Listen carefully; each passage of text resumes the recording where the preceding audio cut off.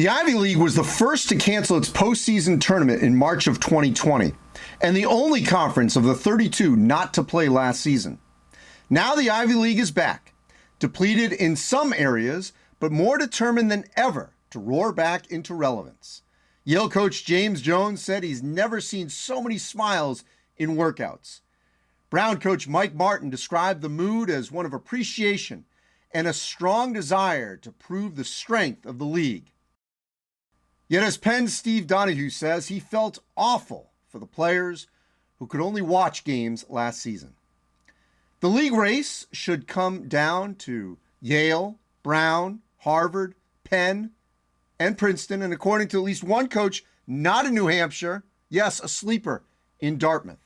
Some schools were fleeced by the transfer portal, like Cornell, which lost its senior class to other Division I schools. But others, like Columbia, have 8 upperclassmen, so they somewhat survived the overall purge. But the talent drain didn't hit too hard, which was something that was a major fear when the league took the year off.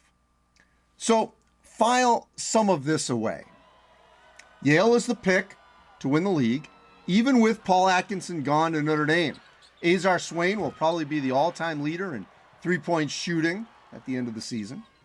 And the Bulldogs play the best non-conference schedule of any Ivy League team, with games at Auburn, Seton Hall, and St. Mary's. Harvard's Noah Kirkwood, the last time anyone saw him play, well, he was all Ivy League as a sophomore, and he was the Rookie of the Year as a freshman. Penn's got 11 players back that played on that team 2 seasons ago, including Jordan Dingle and Max Martz.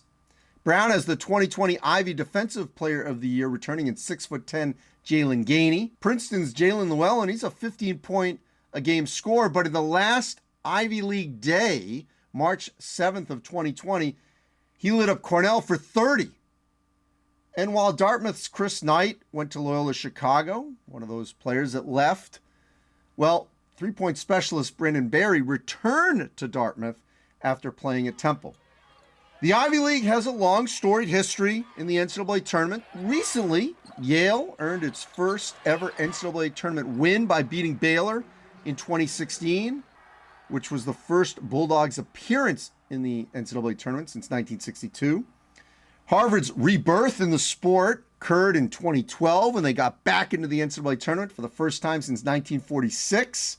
We all remember Princeton's first-round upset of UCLA in 1996 and Cornell's Sweet 16 run in 2010. Will 2022 produce another historic win or run? Perhaps, but at least the Ivy League now has a chance to find out.